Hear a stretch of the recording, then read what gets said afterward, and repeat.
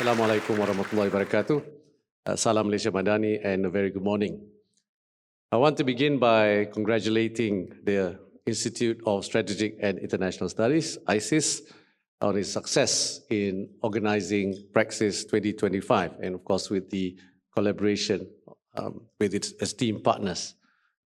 I'll keep my speech short so that we can have a more interactive session. I know Professor Faiz has got a lot of questions. And also, as what Professor Faiz said, I have to rush to Parliament because at 10:15, basically, I think my session starts, where we have the weekly minister question time. And Trump chose the wrong day to announce that 100%. So I'll have to try and navigate that in Parliament today. But anyway, it is a pleasure to be invited once again to deliver the keynote address at this flagship conference on trade, climate change, and connectivity. In the year that has passed since my last keynote, the world, I think, as what Professor Faiz said, to put it mildly, has evolved in many ways. So making PRAXIS even more relevant and truly indispensable. So today's global environment is increasingly volatile. Even that, I think, is an understatement. And from rising tariffs and tech controls to the fragmentation of international cooperation, we are witnessing a fundamental reshaping of the global economic order. So change that once unfolded maybe every 10 years, over a decade, now takes place in a matter of weeks. And if you follow Trump's announcements, it can be a matter of days.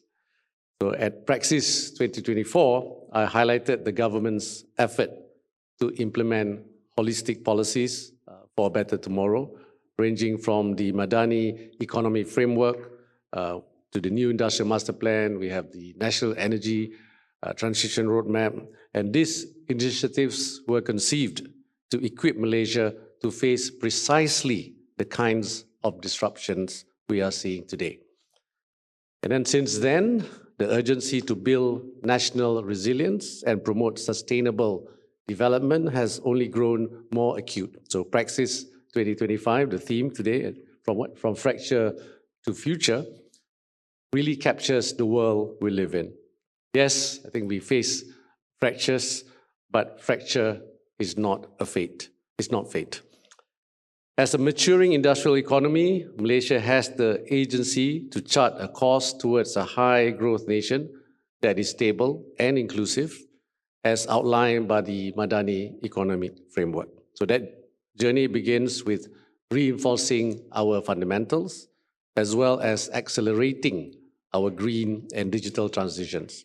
Additionally, tactful diplomacy, embracing regional cooperation, and forging partnerships must be source of strength. So what I propose today is to give a short stocktake on what we've accomplished as ASEAN Chair, and based on those terms, with a view of strengthening Malaysia's trade and investment position. So distinguished guests, ladies and gentlemen, Malaysia's ASEAN Chairmanship in 2025 exemplifies our commitment to advancing regional cooperation, especially in a time of geo-economic flux. We must remember, in today's fractured world, geo-economics is no longer optional, it is destiny. For Malaysia and ASEAN, the challenge is to turn our geography into strategy, our neutrality into strength, and our openness into opportunity. Against that complex backdrop, so in May this year, we formalized a renewed trajectory through the ASEAN Vision 2045 and the ASEAN Economic Community Strategic Plan 2026-2030. And both these documents send a clear message that deeper regional integration, and particularly in trade and connectivity, is our best buffer against global uncertainty. So despite an extensive network of FTAs, intra-trade, especially for intra-ASEAN trade, still makes up less than 25% of the regional total trade, a figure that has stagnated over the past decade. So to reverse this, Malaysia has tabled 18 PEDs, 18 Priority Economic Deliverables, for our chairmanship this year. I'm pleased to report that more than half of our trade-related targets have already been met. We have concluded negotiations to upgrade the ASEAN Trade in Goods Agreement, ATIGA, and the ASEAN-China Free Trade Agreement. And these upgraded FTAs expected to be signed in October to expand the cooperation into new areas such as services, e-commerce, and SMEs. We also focused on strengthening the implementation and utilization of agreements such as RCEP, and the establishment of the RCEP support unit at the ASEAN Secretariat was only the start. So much more must be done, especially empowering SMEs to take full advantage of agreements such as RCEP. And the upcoming ASEAN Digital Economy Framework Agreement, or DEFA, is another major priority. With ASEAN's digital economy projected to reach $2 trillion by 2030, a comprehensive regional framework for data flows, paperless trading, e-commerce, and cybersecurity is timely. But regional integration must go beyond the traditional concepts of trade and investment. So in today's context, economic security is just as vital as efficiency. Highly interconnected supply chains are increasingly vulnerable to disruption, whether due to pandemics, natural disasters, or geopolitical tensions. So to address this, Malaysia has proposed the ASEAN Framework on Integrated Semiconductor Supply Chain. This is aimed at positioning Southeast Asia as a united production base for microchip design, manufacturing, packaging, and distribution. So this vision complements bilateral efforts. Of course, we have the JSEZ, for example, that underscores the need for ASEAN member states to collaborate, if possible not to compete, in attracting FDIs.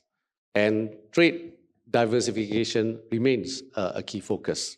This year, we successfully convened not only the now established ASEAN GCC Summit, but also the first ever ASEAN GCC China Summit, resulting in a joint declaration on economic cooperation. This could serve as a springboard for a future ASEAN GCC free trade agreement with strong potentials in sectors such as renewable energy, halal, and probably also Islamic finance.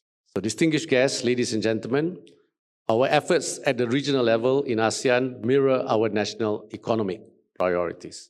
Malaysia remains steadfast in supporting an open, transparent, and rules-based global trade order. We have signed and implemented 9 bilateral and 9 regional FTAs, including, of course, what Professor Faiz mentioned just now, RCEP, CPTPP, 2 of the world's largest trade agreements. And as ongoing negotiations with the EU, GCC, as well as South Korea, will also expand this list. In parallel, we have stepped up our economic diplomacy efforts as a key pillar of Malaysia's international engagement. Our objective is clear: to amplify Malaysia's voice as a principled, constructive middle power, and to actively shape conversations on global trade, development, and equity. This includes pursuing meaningful engagement with both established and emerging economies through multilateral, regional, and plurilateral platforms. So in this regard, Prime Minister Anwar Ibrahim's recent visit, for example, to Rio, Professor Faiz was there as well for the BRIC summit, marked a significant milestone. Malaysia was honored to be invited as one of the new partner countries of BRICS, a recognition of our strategic value to the evolving Global South narrative. And at the business forum, this is at the BRICS Business Forum, the Prime Minister made a strong call for closer institutional linkages between BRICS and ASEAN, highlighting the shared ambition of both groupings, not to disrupt the global order, but to rebalance it. Our engagement with BRICS is forward-looking rather than ideological, driven by the practical necessity of needing to diversify our relationship on all fronts. So we must realize that Malaysia is hoping to demonstrate that neutrality is about friendship with all rather than picking sides. As global economic governance becomes more contested, Malaysia's BRICS engagement offers new opportunities to diversify partnerships, promote technology transfer, and enhance connectivity with fast-growing economies in Latin America, in Africa, and even in Central Asia. And our participation in BRICS complements our existing alliances and reinforces our belief that constructive engagement with all major economic centers, North and South, is essential to national resilience. And recent bilateral milestones further illustrate our strategic outreach. In August 2024, Malaysia and India elevated ties to a comprehensive strategic partnership, enhancing cooperations in science and technology, fintech, and education. And just last November, Malaysia and Brazil signed 2 MOUs to deepen collaboration in semiconductors, highlighting both countries' ambitions to build industrial competitiveness and advance South-South cooperation. Through it all, Malaysia remains committed to a policy of economic non-alignment. Both the United States and China are vital partners to us, of course. It is not in our interest to choose between them or even decouple from either. And our principle is clear. Engage all economies, big and small, North and South, but based on mutual respect, mutually beneficial interests, and long-term resilience. So our neutrality is actually our strength, and we must preserve it to our utmost ability. So distinguished guests, ladies and gentlemen, we have achieved much and will continue to achieve a lot more in terms of the economic pillar for ASEAN and the reform plans for Malaysia. But now is not the time for either to rest. Yeah? The dispute between Thailand and Cambodia shows a clear message. Our region must never take peace and stability it has enjoyed for the last couple of decades for granted. Malaysia, under the courageous leadership of Prime Minister Anwar Ibrahim, whose efforts to maintain peace and stability in our region are bearing fruit and are being recognized near and far. And we, of course, do all it can within the framework of ASEAN. And as chair of ASEAN, we have a duty to ensure the ceasefire holds and that a more lasting, just resolution can be achieved. Separately, the Liberation Day tariffs have been a tough challenge to ASEAN's unity and coherence. I would argue that while we have ended up with several different rates within ASEAN, ASEAN has held the line in the sense that we prioritize negotiations rather than confrontation. The non-retaliatory approach was strongly pushed by Malaysia and adopted by our ASEAN colleagues. Of course, the negotiations not easy, and I believe we got the best possible deal we could for Malaysia, one which, while addressing key concerns in US-Malaysia bilateral trade, still upheld our key national interests and red lines. It is true there's still much uncertainty ahead, and we just heard an announcement by President Trump early this morning. So will the, for example, be there sector-specific tariffs, and then will our region need to reckon with other trading partners making demands? So clarity on arguably the most important factor of them all. So US and China is scarce and may elude us for a generation. So we have to be ready for that. So we are still in uncharted waters, but the most important point is that we are not facing this with a fractured national or regional stand. Without in any way claiming these things to be a silver bullet, I would like to suggest 3 points that we can and ought to keep before us moving forward as ASEAN. First, we need to double down on the ASEAN way. Our principles of non-alignment and a willingness to dialogue with all like-minded partners has value. It has remained intact in the face of the challenges of Liberation Day and arguably delivered what we as a region needed, where and when it mattered. Second, the process of diversification and economic integration must continue. The former, because while the American market remains crucial, it is undoubtedly going through a phase where rules-based trading is becoming less clear, causing a lot of uncertainty, possibly for a generation as well. The latter, because when all is said and done, A 680 million strong ASEAN market is a valuable resource to tide us over during this fractured era. The initiative I mentioned R3 upgrade, the DEFA, and also the various PEDs, are just the most obvious of limitless opportunities. For instance, talent development on a regional scale is also something we can and ought to explore. Finally, reform must continue, both nationally and on the ASEAN level. Like it or not, Liberation Day has raised more uncomfortable questions about our economic models. While the best change is not necessarily the most drastic, we may need to have deep, frank conversations on where we are going and what we need to do. Nationally, it is now more crucial to ensure the success of reform plans like the Industrial Master Plan, as well as the 13th Malaysia Plan, which focuses on transformative nationwide progress. So the success of these policies will help the regional conversations, of course, how we as ASEAN can build stronger institutions and more connected economies, move not from a place of suspicion, but from one of strength and confidence. So it is for Malaysia, so it is for ASEAN. There is no shortage of voices willing to write off either with every twist or turn, but we thus far have endured, and I'm confident that we will do so. So distinguished guests, ladies and gentlemen, the world around us is shifting, not with the gentle rhythms of yesterday, but with the tremors of a new age.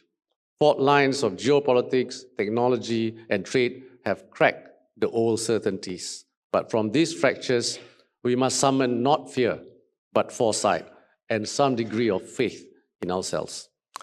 Nations are not built in stillness, but are forged in flux. The sharpest swords are forged in the hottest fires. And it is in these moments of dislocation that the arc of our future is drawn, not by fate, but by the choices we make today. So Malaysia will not drift aimlessly in this turbulent tide. We will anchor ourselves to our principles, chart a course through complexity, and embrace the boldness required to lead. So from fractured supply chains, we build resilient ecosystem. From economic uncertainty, we will craft enduring partnerships. And from the fragmentation of the world, we will offer Malaysia as a bridge of stability, trust, and purpose. So let us not speak of fracture as an end, but as a beginning, a golden opportunity for renewal and reform. The global moment is precarious, but not hopeless. It is precisely through proactive leadership, both nationally and regionally, that we can build the resilience needed to weather current and future shocks. Malaysia's ASEAN chairmanship is grounded on this ethos. Our PEDs reflect our commitment to sustainability, inclusiveness, and long-term stability. This is how we move from fracture to future. Let history one day say, in an age of division, Malaysia chose to unite. In a time of doubt, we chose to act. And in the face of fracture, we forged our future. So let me end with the enduring wisdom of Tengku Abdul Rahman, the father of our nation. Kunci kepada kemajuan dan kesejahteraan tidak terletak pada kepuasan menikmati apa yang telah dicapai, tetapi pada keazaman yang utuh untuk melakukan yang lebih daripada itu pada masa hadapan, which translates to the key to progress and prosperity doesn't rely on contentment with what has been achieved, but on a steadfast resolve to strive for more in the days ahead. So I wish you a productive and thought-provoking conference and look forward to the robust discussions ahead. So wabillahi taufiq wal hidayah. Wassalamualaikum warahmatullahi wabarakatuh. Thank you.